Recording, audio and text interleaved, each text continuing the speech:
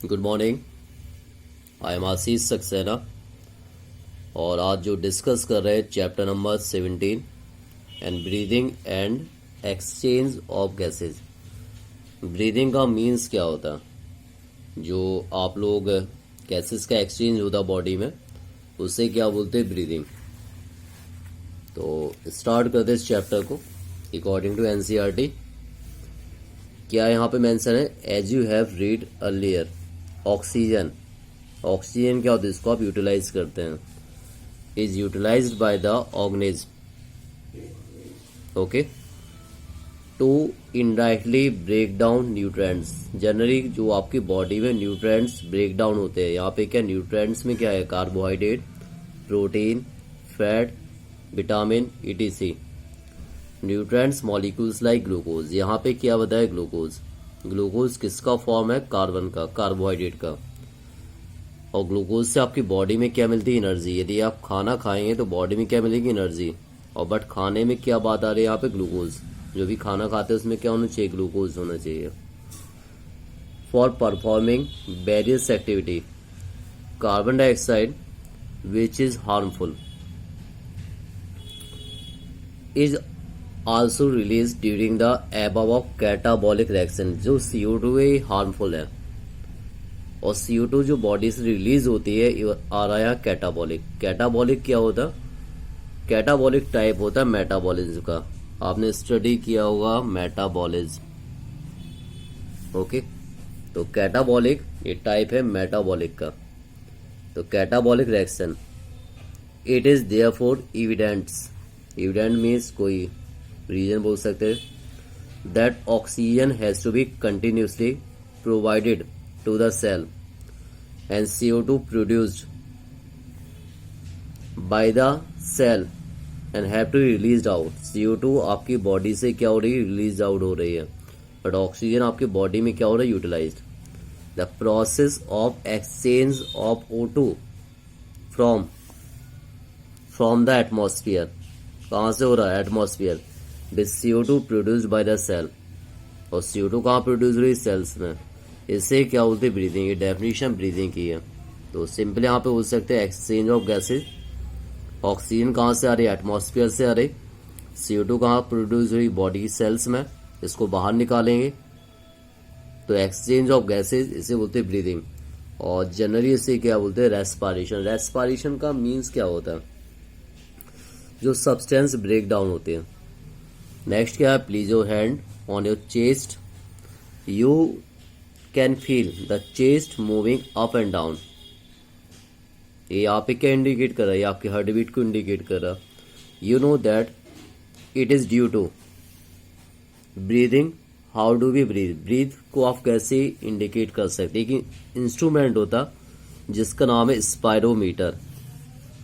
The respiratory organs and the mechanism of breathing and describe in the following section of this chapter. तो इस chapter में आपको जो study करना है, इस सभी टॉपिक आप स्टडी करेंगे। पहला टॉपिक है इसमें रेस्पिरेटरी ऑर्गन्स। रेस्पिरेटरी ऑर्गन्स क्या है? जैसे हम लोगों में लंग्स होता और डिफरेंट ऑर्गन्स में अलग अलग टाइप के रेस्पिरेटरी ऑर्गन्स प्रेजेंट होते हैं। Mechanism of breathing vary among different group of animals depending mainly on their habitats. ये डिपेंड करता है उनकी हैबिटेट्स पे। And level of organisation. Level of organisation cellular है, टिश्यू है, ऑर्गन से ऑर्गन सिस्टम। बात किसकी आ रही है? लोअर की। Lower invertebrates like sponge, coelenterata. Sponge किस में आता? पॉरीफेरा में। फ्लैटवर्म किस में आ रहा? प्लेटीहेल्मिन्थेस में। Exchange of oxygen with CO2 भाई, यहाँ पे जो गैसेस का एक्सचेंज हो रहा जो प्रोसेस है वो आएगी भैया सिंपल डिफ्यूजन। कौन सी आएगी? Simple diffusion. और डिफ्यूजन का मतलब क्या होता है? Exchange of gases on the base of concentration.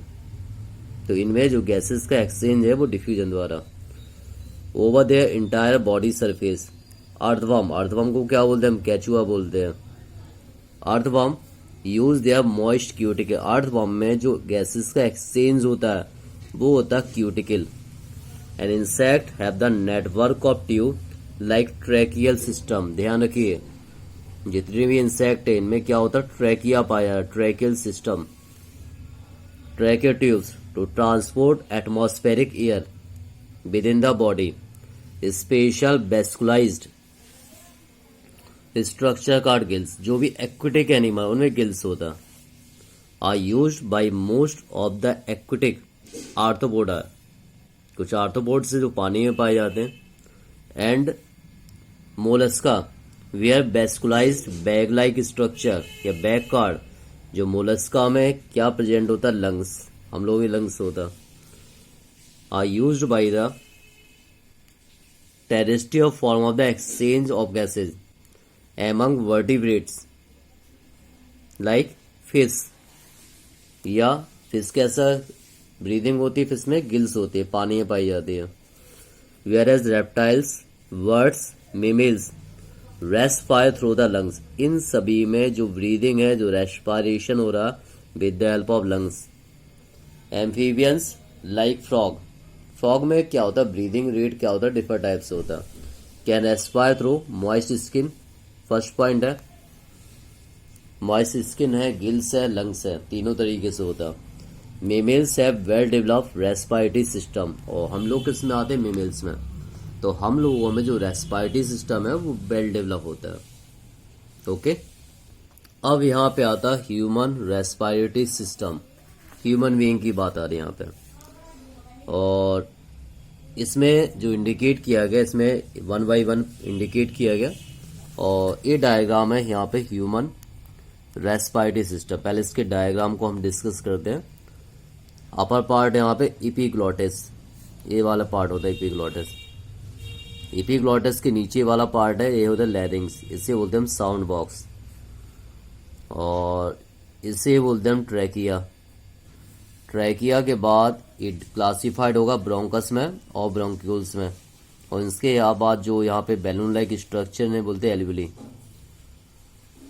और यहाँ पे जो अंदर लिक्विड होता है उसे बोलते हैं प्लूरल फ्लूइड, और जो मेम्ब्रेन होती है इसे बोलते हैं प्लूरल मेम्ब्रेन। सपोर्टिंग स्ट्रक्चर क्या होते हैं, डायाफ्राम, डायाफ्राम। ओके, चलिए स्टार्ट करते हैं। टॉपिक क्या है यहाँ पे, human respiratory system. We have a pair of external nostrils, nostrils किसकी बात है, नोज में जो होल होते हैं उन्हें बोलते हैं nostrils, opening out above the upper lips, it lead to the nasal chamber, जो nostrils के बाद क्या आया, nasal chamber, अंदर की तरफ, through the nasal passage, the nasal chamber open into the nasopharynx, पहले nasal chamber आएगा, बाद में nasopharynx आएगा, एक मीडियम होता, which is portion of pharynx, और यदि बोला जाए nasopharynx किसका पार्ट है, आंसर आया फेरिंग्स का। The common passage for food and air, अब नेसोफेरिंग से क्या आ रहा, फूड भी आ रही हो, एयर भी आ रही है। यदि बोला जाए फेरिंग से, नेसोफेरिंग से यहाँ से क्या पास हो रहा, तो answer food and air. Nasopharynx open through the glottis, ये ओपन कहाँ पे हो रहा, glottis of the larynx region into the trachea, तो यहां से ओपन होता नेसोफेरिंग्स ट्रैकिया में। इसके बाद लैरिंग्स, लैरिंग्स इज द कार्टिलेजिनस बॉक्स, जो लैरिंग्स है ये क्या है, कार्टिलेज से मीटअप होता है, cartilaginous box, which help in sound production, यहाँ पे क्या आवाज, साउंड का प्रोडक्शन होता है, and hence called sound box. During, ठीक है, तो जैसे या during swelling glottis can be covered by thin elastic cartilaginous flap, यहाँ पे एक स्ट्रक्चर होती है जो मेडअप किससे होती है, कार्टिलेज से। ये क्या करता, इसे बोलते हैं हम एपिग्लॉटिस, क्या बोलेंगे, एपिग्लॉटिस। और एपिग्लॉटिस क्या करता है, to prevent the entry of food into the larynx, ये क्या करता है, जब हम खाना खाते हैं तो उस खाने के पार्टिकल्स को लैरिंग्स तक नहीं जाने देता है epiglottis. Trachea, trachea is strength tube extending up the mid-thoracic cavity, which divide at a level of fifth thoracic vertebra. ये यहाँ बात आ रही वर्टिब्रल कॉलम की, कहाँ पे डिवाइड होती है? Into the right and left primary bronchi, primary bronchi इसका secondary. Each bronchi undergo repeated division to the form of secondary, और लास्ट में क्या बन जाएगा? टर्सरी ब्रॉन्ची या bronchioles. Ending up is very thin terminal bronchioles. The trachea primary secondary and tertiary bronchi. पहले क्या primary होगा, इसका सेकेंडरी बनेगी, इसका टर्सरी फॉर्म होगी. Initial bronchioles are supported by incomplete cartilaginous ring. यहाँ पे जो रिंग क्या होती है? Incomplete. Each terminal bronchioles give rise to number of very thin, irregular wall and vascularized bag-like structure. It is called alveoli. इसे बोलते हैं balloon shaped structure. जितनी ज़्यादा alveoli की structure होगी उतना ज़्यादा exchange of gases form होगा. Next क्या बताया? The branching network of bronchioles and alveoli comprising the lungs. Lungs में किन किन चीज़ों से लंग्स बन रहा है? पहला आ गया ब्रॉन्ची, इसके बाद ब्रॉन्चियोल्स, इसके बाद एल्वली. ये डायग्राम में ही दिया. यहाँ पे क्या क्लासिफाइड किया? ब्रोंकस में अंदर ब्रॉन्चियोल्स और लास्ट में जो बैलून लाइक स्ट्रक्चर से एल्वली, और दोनों लंग्स के बीच में क्या होता है? हार्ट. ओके, तो ये कंप्राइज क्या हो रहा? Lungs. We have two lungs which are covered by double layer. इसे क्या बोलते हैं? प्लूरा.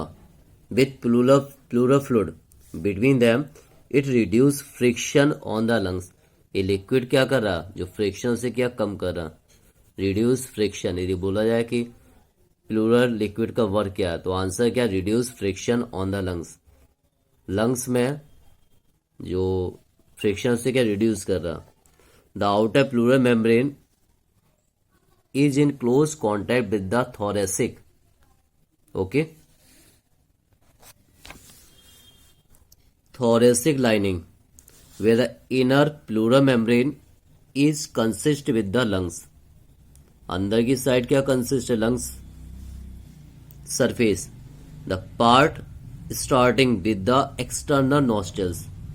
यहाँ बात क्या आ रही? जो नोज का, नोज में जो होल होते हैं उन्हें क्या बोलते हैं? Nostrils. Up to the terminal bronchioles constitute the conducting part, whereas the alveoli balloon like structure and their duct from the respiratory or exchange part of the respiratory system. तो जो भी exchange कर रहा वो कौन कर रहा? एल्वली कर रहा. The conducting part transport the atmospheric air to the alveoli. Clear it from foreign particles. जब आपकी बॉडी में foreign particles, outer particles अंदर आ रहे हैं, humidifies and also bring the air to body. Body में क्या फॉर्म हो रही है? Temperature exchange part is a site of actual diffusion. जो भी गैसेस का एक्सचेंज होता वो डिपेंड करता है डिफ्यूजन पे. Of oxygen and CO2 between blood and the atmospheric air. जो गैसेस का एक्सचेंज है वो होता है between the blood and atmospheric air. Next, the lungs are situated in the thoracic chamber. यदि बोला जाए लंग्स की लोकेशन कहाँ है तो आंसर आएगा थोरेसिक चैम्बर. ये ध्यान रखिए. Which is anatomically an airtight chamber. The thoracic chamber is form dorsally by the, ये लोकेशन क्या होता है? Dorsal side. Vertebral column, vertebral column के कहाँ पे? Dorsal side. और ventrally by the sternum. Sternum कहाँ पे होता है? मिड पॉइंट पे होता है. Laterally by the ribs. Ribs क्या होता? एज द पढ़ रहेगा तुम. laterally by the ribs and on the lower side by the dome shape. जो नीचे साइड जो स्ट्रक्चर से बोलते हैं diaphragm. the anatomical setup of lungs in the thorax in such that any change in the volume of the thoracic cavity will be reflected in the lungs. बात यहाँ पे आ रही pulmonary cavity. Such an arrangement is essential for the breathing as we cannot directly alter the pulmonary volume. अब देखिए यहाँ पे तो common topic था यहाँ पे, बट यहाँ पे क्या है, respiration involve the following step. Respiration कौन कौन से स्टेप यहाँ इन्वॉल्व होते हैं, यहाँ पॉइंट दिया first, second, third, fourth, fifth. First क्या आता है, ब्रीदिंग. ब्रीदिंग मतलब exchange of gases. Pulmonary ventilation, बात किसकी हो रही है, जो बॉडी में पल्मोनरी आर्टरीज होती है, पल्मोनरी वेन्स होती है, बट यहाँ पल्मोनरी का मतलब लंग्स है. Pulmonary ventilation by which atmospheric air, atmosphere से क्या एयर बॉडी में आ रही, is draw in the CO2 rich alveolar air is released out. जो अंदर जो CO2 है वो क्या हो रही, आउटसाइड हो रही. ऑक्सीजन कहाँ पे आ रही, इनसाइड आ रही. सेकेंड मेन पॉइंट होता है डिफ्यूजन ऑफ गैसेस पे. Oxygen CO2 across alveolar membrane. Gases का जो एक्सचेंज हुए ये डिपेंड करता है एल्व्यूलर मेम्ब्रेन पे. Transport of gases by the blood, और गैसेस का ट्रांसपोर्ट जो ब्लड के मीडियम से होता है तो वहां पे आएगा हीमोग्लोबिन. क्या आएगा, HB, haemoglobin. Diffusion of oxygen and CO2 between the blood and tissue, ये डिपेंड करता है कंसंट्रेशन पे. And last point, utilisation of oxygen by the cell. Cell क्या कर रहा है, ऑक्सीजन को एब्जॉर्ब कर रहा for catabolic reaction and resultant release CO2. CO2 क्या होगी, बॉडी से बाहर जाएगी. Cellular respiration. अब बाकी देखिए टॉपिक क्या दिया यहाँ पे, कि जो 5 स्टेप यहाँ पे दिए गए. Respiration involve the following step, मतलब ट्रांसपोर्टेशन होगा, डिफ्यूजन होगा, एक्सचेंज ऑफ गैसेज होगा, ऑक्सीजन बॉडी टिश्यू यूटिलाइज होगा. तो ये टॉपिक आप लोग स्टडी कीजिए, और जहाँ डाउट हो बताइए कि इस टॉपिक में डाउट हो रहा. तो मे बी यहाँ पे जो इंडिकेट किया था रेस्पिरेटरी ऑर्गन्स, यहाँ पे क्या बताया था कि ब्रीदिंग क्या और रेस्पिरेशन क्या है. ब्रीदिंग का मतलब क्या है, एक्सचेंज ऑफ गैसेस. रेस्पिरेशन का मीन्स क्या है, जो आपको एनर्जी बॉडी में ऑब्टेन हो रही है. रेस्पिरेटरी ऑर्गन्स में क्या बताया मैंने, गिल्स बताया, लंग्स बताया, बुक लंग्स है, ये रेस्पिरेटरी ऑर्गन्स है. और यहाँ पे डायग्राम बताया था ह्यूमन रेस्पिरेटरी ऑर्गन्स.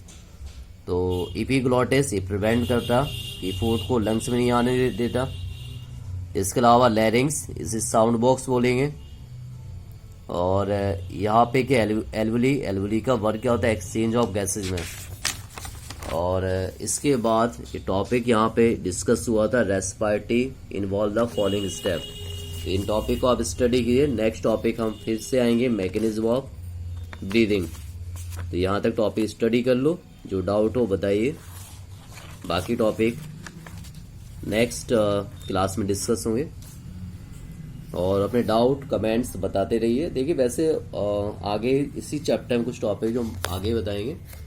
ये टॉपिक आएगा मैकेनिज्म ऑफ ब्रीदिंग, और इसमें इंडिकेट किया मैकेनिज्म ऑफ ब्रीदिंग में आता है इंस्पायरेशन, एक्सपायरेशन. जो फर्स्ट डायग्राम है इंस्पायरेशन का है, डायग्राम कॉन्ट्रैक्ट हो रहा, सिक्योर है. और इसमें क्या हो रहा, डायफ्राम क्या हो रहा, रिलैक्स हो. जब कॉन्ट्रैक्ट होगा तब तो बाहर की एयर अंदर आएगी.